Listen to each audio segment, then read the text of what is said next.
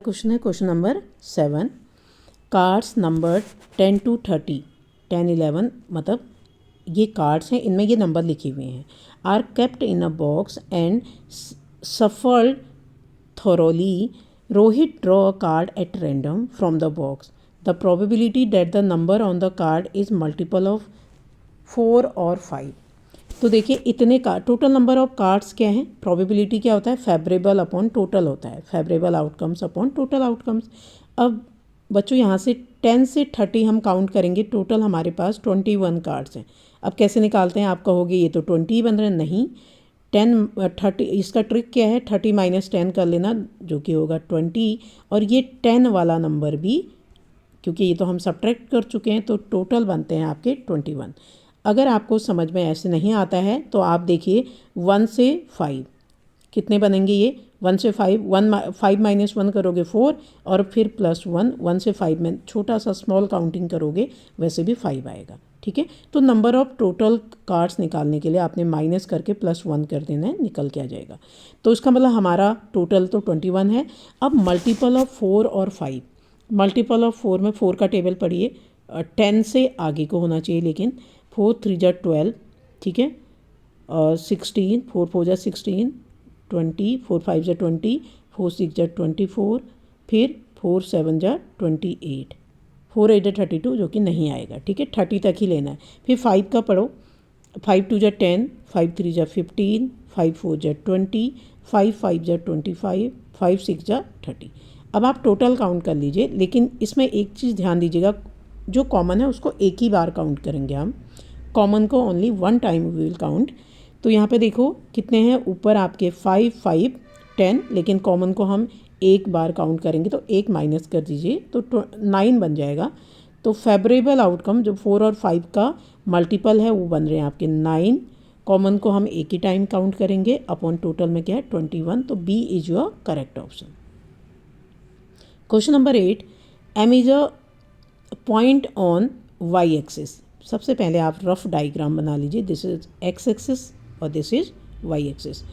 M क्या है, एक पॉइंट है on Y axis at a distance of 4 unit from X axis. X axis से 4 यूनिट की डिस्टेंस पे है वाई।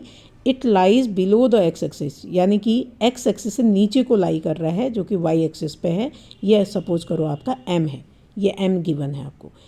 फिर एम अगर ये है 4 डिस्टेंस नीचे को है एक्स एक्सिस से, तो इसका मतलब ये पॉइंट आपका 0, क्योंकि वाई एक्सिस में एक्स 0 होता है, और क्योंकि वाई डैश की ओर है इसलिए 0, -4 हो गया ये पॉइंट। और इसकी एक अनदर पॉइंट है क्यू लेट सपोज ये है 5, 1, तो इससे इसकी डिस्टेंस निकालनी है। अब आपको दोनों पॉइंट समझ में आ गया, डिस्टेंस फॉर्मूला लगाना है। ठीक है, तो डिस्टेंस फॉर्मूला पता है सबको। पहला पॉइंट था 0, -4, और दूसरा पॉइंट है आपका 5, 1। इनके बीच की डिस्टेंस होता क्या है, डिस्टेंस d = √x2 - x1। तो ये होता है बच्चों पहला x1 y1, और इसको कहते हैं x2 y2।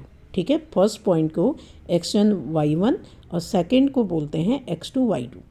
फॉर्मूला होता है x2 - x1, यानी कि 5 - 0, 5 का स्क्वायर जो कि बन गया 25, और प्लस होता है बीच में, और y2 - y1, तो माइनस का 4 है, प्लस हो जाएगा 1 + 4 यानी कि 5 का स्क्वायर अगेन 25, तो बन जाएगा √50।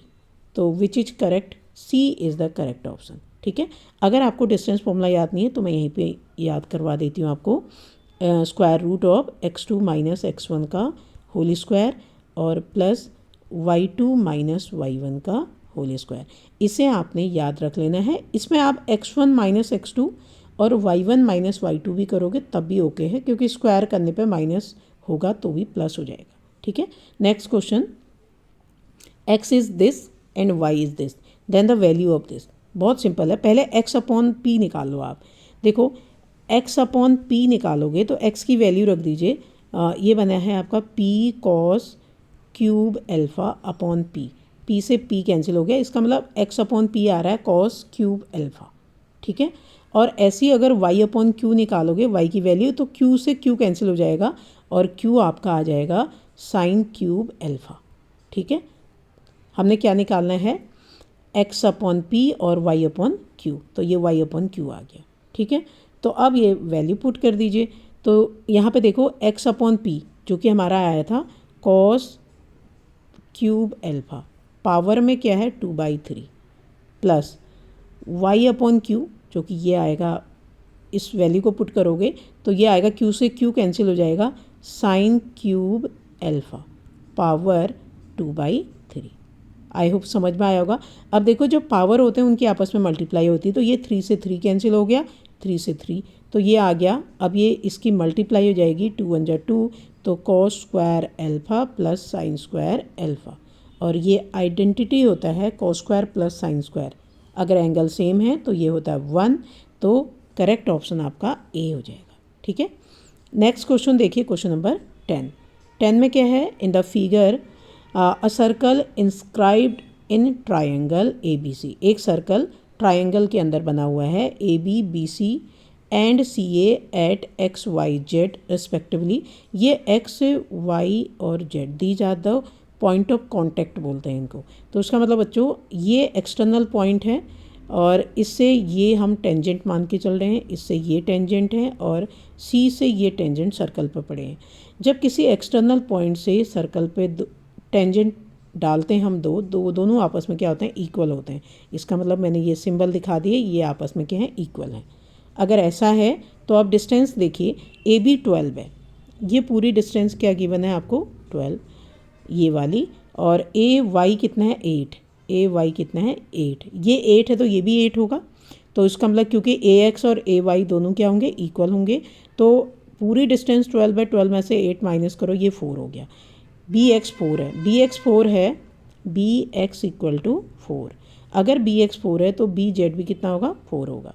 ठीक, और सी वाई कितना है 6, ये 6 है तो ये भी क्या होगा 6। अब आपको लेंथ किसकी पूछी है, लेंथ बी सी की पूछी है, तो आप फाइंड आउट कर सकते हो, बी सी इक्वल टू 4 + 6 यानी कि 10। C is your correct option. I hope समझ में आया होगा। नेक्स्ट क्वेश्चन देखिए, क्वेश्चन नंबर 11 में क्या है, if the sum of first n term is given, sum को डिनोट करते हैं एस एन से, एस एन आपको 2n² + 5n गिवन है। कॉमन डिफरेंस निकालना है। जो एस एन होता है ना, S1 फर्स्ट टर्म और A1 और A सब आपस में सेम होते हैं। ये S1 ही आपका फर्स्ट टर्म है और यही A1 है और यही A है। तो इसका मतलब बच्चों n = 1 पुट कर देती हूँ मैं, तो n = पुट करूँगी तो क्या होगा, देखो यहाँ पर 1 का स्क्वायर 1 ही होगा, तो 2 1 जा 2 + 5 यानी कि 7 हो गया, राइट। तो S1 ही आपका फर्स्ट टर्म है A1। अब आप S2 निकाल लीजिएगा, n की जगह 2 रख देना, 2 का स्क्वायर 4, 4 2 जा 8 प्लस 5 2 जा, यानी कि n की जगह 2 रखोगे, 5 2 जा 10, दैट इज़ बिकम 18। S2 आपका 18 बन गया और S1 दैट इज़ A1 या A फर्स्ट टर्म, ये आपका 7 बन गया। तो जो S2 होता है उसको हम कहते हैं 2 टर्म्स का सम, यानी कि A1 + A2, A1 + A2। तो S2 आपके पास 18 है, A1 आपके पास 7 है, A2 आपके पास निकल के आ जाएगा, A2 आपके पास आ जाएगा, देखो 18 - 7 that will become 11 = A2, right. A2 आपका 11 आ गया, A1 आपका 7 आ गया। अब आपको क्या चाहिए, कॉमन डिफरेंस चाहिए। कॉमन डिफरेंस D क्या होता है, A2 - A1 होता है। तो A2 कितना था 11 और A1 था 7, 11 में से 7 माइनस करिए, कितना होगा 4। तो कॉमन डिफरेंस आपका 4 आ गया। ठीक है, नेक्स्ट क्वेश्चन देखिए आप,